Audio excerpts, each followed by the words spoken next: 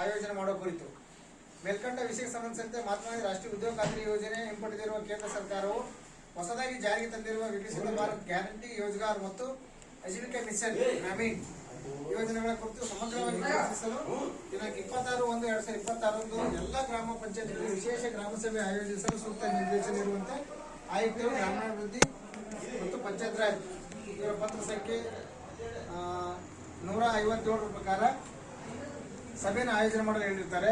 ಈ ಸಭೆಯಲ್ಲಿ ಏನೇನು ಚರ್ಚೆ ಮಾಡಬೇಕು ಅನ್ನೋದ್ರ ಬಗ್ಗೆ ಸಹಿತ ಅವರು ಕೂಲಂಕಷವಾಗಿ ಹೇಳಿದ್ದಾರೆ.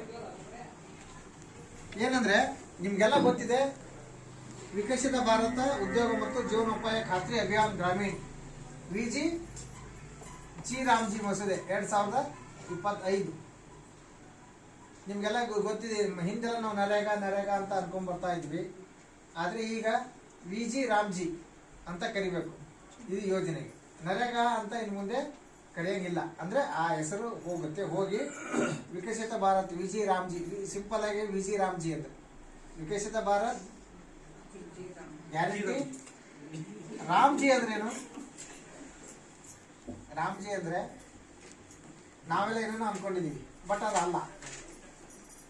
ರೂರಲ್ ಅಂಡ್ ಮಿಷನ್ ರಾಮ್ ಅಷ್ಟೇ ಇರೋದು.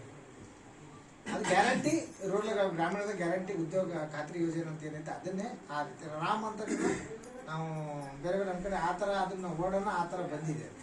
ಸೊ ಹಾಗಾಗಿ ಈ ಯೋಜನೆ ಸಂಕ್ಷಿಪ್ತವಾದಂಥ ಒಂದು ಪಾಯಿಂಟ್ಸ್ಗಳನ್ನ ಏನೇನೋ ಬದಲಾವಣೆ ಆಗಿದೆ ಈ ಯೋಜನೆಯಲ್ಲಿ, ಈ ವಿಕಸಿತ ಭಾರತ ರಾಮ್ಜಿ ಯೋಜನೆಯಲ್ಲಿ ಏನೇನು ಬದಲಾವಣೆ ಆಗಿದೆ ಅನ್ನೋದನ್ನ ಹಿಂದೆ ಇದ್ದ ಯೋಜನೆ ಬಗ್ಗೆ ನಿಮ್ಗೆ ಆಲ್ರೆಡಿ ಗೊತ್ತಿದೆ. ಅದ್ರ ಬಗ್ಗೆ ಜಾಸ್ತಿ ಹೇಳಕ್ಕೆಲ್ಲ. ಹಿಂದೆ ಹೆಂಗ್ ನಡೀತಾ ಇತ್ತು, ಏನೇನು ಕೂಲಿ ಕಾರ್ಮಿಕರು ಒಂದಿನಕ್ಕೆ ಒಂದು ಕುಟುಂಬಕ್ಕೆ ಎಷ್ಟು ದಿನ ಉದ್ಯೋಗ ಕೊಡ್ತಾ ಇದ್ವಿ, ಆಮೇಲೆ ಅದಕ್ಕೆ ಎಷ್ಟು ಕೂಲಿ ಇತ್ತು, ಮತ್ತೆ ಏನೇನು ಕಾಮಗಾರಿಗಳನ್ನ ತಗೊಳ್ತಾ ಇದ್ವಿ, ಅದು ಯಾವ ರೀತಿ ನಡೀತಾ ಇದೆ ಅಂತ 2005ರಿಂದ ಇವತ್ತಿನ 2025ವರೆಗೆ ಅದು ನಡ್ಕೊಂಡ್ ಬಂದಿರೋಂಥ ಯೋಜನೆ. ಅದ್ರ ಬಗ್ಗೆ ಆಲ್ರೆಡಿ ಎಲ್ಲರಿಗೂ ಗೊತ್ತಿದೆ. ಬಟ್ ಈಗ ಹೊಸದಾಗಿ ಜಾರಿ ತಂದಿರತಕ್ಕಂಥ ಯೋಜನೆಯಲ್ಲಿ ಏನೇನು ಬದಲಾವಣೆ ಆಗಿದಾವೆ ಅನ್ನೋದನ್ನ ಸಂಕ್ಷಿಪ್ತವಾಗಿ ನಿಮಗೆ ನಾನು ಹೇಳ್ತೀನಿ. ಹೊಸ ಮಸೂದೆ ವಿಕಸಿತ ಭಾರತ್ ಉದ್ಯೋಗ ಮತ್ತು ಜೀವನೋಪಾಯ ಗ್ರಾಮೀಣ ಖಾತ್ರಿ ಮಸೂದೆ ಜಿ ರಾಮ್ಜಿ 2025 ಅಂತ ಇದಕ್ಕೆ ಕರಿಬೇಕಾಗುತ್ತೆ. ಬದಲಾವಣೆ ಏನಂದ್ರೆ 2005ರ ನರೇಗಾ MGNRG ಕಾಯ್ದೆಯ ಬದಲಿಗೆ ಹೊಸ ಆಧುನಿಕ ಶಾಸನಬದ್ಧ ಚೌಕಟ್ಟು. ಬದಲಾವಣೆ ಏನಾಗಿದೆ ಅಂದ್ರೆ ನರೇಗಾ ಅದನ್ನ ಹೆಸರು ವಿಕಸಿತ ಅಂದ್ರೆ ಈ ಕಾನ್ಸೆಪ್ಟ್ ಯಾಕೆ ಬಂತು ಅಂದ್ರೆ ಇದ್ರ ಮುನ್ನೋಟ ಏನು ಅಂದ್ರೆ ವಿಕಸಿತ ಭಾರತ್ ಆಕ್ಟ್ ಅಂದ್ರೆ 2047 ಗುರಿ ತಲುಪಲು ಗ್ರಾಮೀಣ ಆರ್ಥಿಕತೆಯನ್ನು ಬಲಪಡಿಸಲು, ಭಾರತವನ್ನ ಪ್ರಪಂಚದ ಅತ್ಯಂತ ಬಲಿಷ್ಠ ಆರ್ಥಿಕ ರಾಷ್ಟ್ರವನ್ನಾಗಿ ಮಾಡಲು 2047 ವಿಕಸಿತ ಭಾರತ್ ನಾವು ಆ ಗುರಿ ತಲುಪಬೇಕಾಗಿದೆ ಉದ್ದೇಶಕ್ಕೋಸ್ಕರ ಇದನ್ನ ಅಲ್ಲಿವರೆಗೆ ನಾವು ಆ ಯೋಜನೆ ಒಳಗೆ ನಾವು ಒಳಪಡಿಸ್ಕೊಂಡ್ರೆ ಅಲ್ಲಿ ನಾವು ಆ ಗುರಿ ತಲುಪೋದು ಅನ್ನೋ ಉದ್ದೇಶಕ್ಕೋಸ್ಕರ ಇದನ್ನ ಹಾಕೊಂಡಿದ್ದಾರೆ. ಮುನ್ನೋಟ ಇದೆ. ಅದು 47 ನಾವು ಆರ್ಥಿಕವಾಗಿ ಸಬಲ ಆಗ್ತೀವಿ ಅನ್ನೋದು ಅಗತ್ಯತೆ. ಯಾಕೆ ಅಗತ್ಯತೆ ಇತ್ತು ಅನ್ನೋದು, ಗ್ರಾಮೀಣ ಭಾರತದ ಬದಲಾದ ಸಾಮಾಜಿಕ ಆರ್ಥಿಕ ಪರಿಸ್ಥಿತಿಗಳಿಗೆ ಅನುಗುಣವಾಗಿ ಉದ್ಯೋಗ ನೀತಿಯ ನವೀಕರಣ 2005ರಲ್ಲಿ ಜಾರಿಗೆ ಬಂದಿದೆ ನರೇಗಾ. ಆದ್ರೆ 20 ವರ್ಷ ಆಯ್ತು. 2025ಕ್ಕೆ 20 ವರ್ಷ ಆಗುತ್ತೆ. ಹಾಗಾಗಿ 20 ವರ್ಷದ ಹಿಂದೆ ತಂದಿರ್ತಕ್ಕಂಥ ಯೋಜನೆ ಮತ್ತೆ ಈಗ ಹಲವಾರು ದೇಶದಲ್ಲಿ ಅಥವಾ ಈ ನಾವು ಮಾಡುವಂತ ಕೆಲಸ ಕಾರ್ಯಗಳಲ್ಲಿ ತುಂಬಾ ಬದಲಾವಣೆ ಆಗಿದೆ. ಮೊದಲೆಲ್ಲ 8-10 ಗಂಟೆ ಕೆಲಸ ಮಾಡ್ತಾ ಇದ್ರು ಜನಗಳು, ಅಷ್ಟು ಆ ತರ ನಡೀತಾ ಇತ್ತು. ಅದ್ರ ಆದ್ಮೇಲೆ ಇತ್ತೀಚೆಗೆ ಬದಲಾವಣೆ ಆಗಿದೆ, ಕೂಲಿ ಬದಲಾವಣೆ ಆಗಿದೆ, ಬೇರೆ ಬೇರೆ ರೀತಿ ವಾತಾವರಣ ಬದಲಾವಣೆ ಆಗಿದೆ.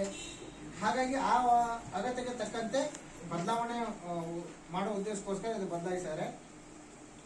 ಏನಿದು ವಿಜಿ ರಾಮ್ಜಿ ಅಂದ್ರೆ ವಿಕಸಿತ ಭಾರತ ಖಾತ್ರಿಗಾಗಿ ರೋಜ್ಗಾರ್ ಮತ್ತು ಆಜೀವಿಕಾ ಮಿಷನ್ ಗ್ರಾಮೀಣ 2025 ಸೂಕ್ತ ಕಾಯ್ದೆ ಜಾರಿಗೊಳಿಸುವ ಮೂಲಕ ಗ್ರಾಮೀಣ ಆಸ್ತಿ ಸೃಷ್ಟಿಗೆ ಬಲ ನೀಡಲು ಪ್ರತಿ ಹಣಕಾಸು ವರ್ಷದಲ್ಲಿ ಕಾನೂನಾತ್ಮಕ ಉದ್ಯೋಗ ಖಾತ್ರಿಯನ್ನು 100 ದಿನಗಳಿಂದ 125 ದಿನಗಳಿಗೆ ಈ ಯೋಜನೆಯಲ್ಲಿ ಹೆಚ್ಚಿಸಿದ್ದಾರೆ. ಅಂದ್ರೆ ಈ ಹಿಂದೆ ನರೇಗಾ ಯೋಜನೆಯಲ್ಲಿ ಆರ್ಥಿಕ ವರ್ಷದಲ್ಲಿ ಪ್ರತಿ ಒಂದು ಕುಟುಂಬಕ್ಕೆ 100 ದಿನಗಳ ಖಾತ್ರಿ ಯೋಜನೆ ಇತ್ತು. ಈಗ ಅದು ಏನ್ ಮಾಡಿದ್ರೆ 100 ದಿನಗಳಿಂದ 125 ದಿನಗಳಿಗೆ ಹೆಚ್ಚಿಗೆ ಮಾಡಿದ್ದಾರೆ. ಮತ್ತೆ ಇದು ಪಾರದರ್ಶಕ ಮತ್ತೆ ಹೊಣೆಗಾರಿಕೆ ಮತ್ತು ಪರಿಣಾಮಕಾರಿಯಾಗಿ ವಿತರಣೆ ಖಚಿತತೆ. ಇದು ಪಾರದರ್ಶಕವಾಗಿ ನಡೀಬೇಕು ಮತ್ತು ಅಷ್ಟೇ ಹೊಣೆಗಾರಿಕೆ ಯಾರಿಗಿದೆ ಅಂತ ಅದರಲ್ಲಿ ಈ ಕಾಯ್ದೆ ಹೇಳಿದ್ದಾರೆ.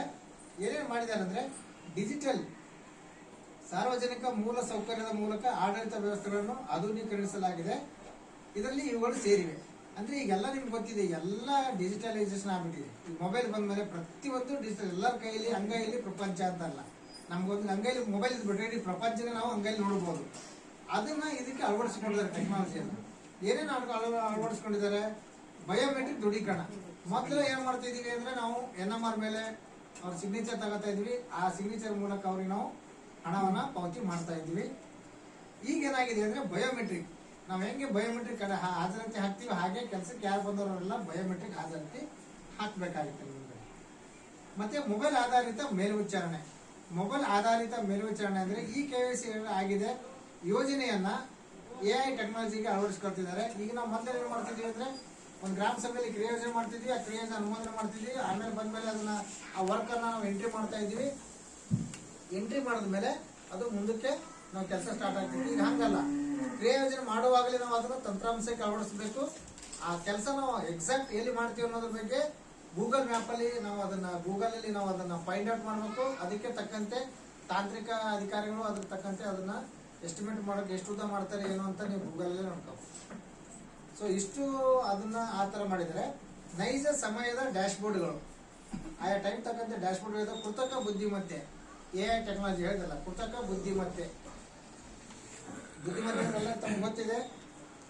ಹೆಚ್ಚಿಗೆ ನಾವು ಮನುಷ್ಯರು ಯಾವ ರೀತಿ ಯೋಚನೆ ಮಾಡ್ತೀವಿ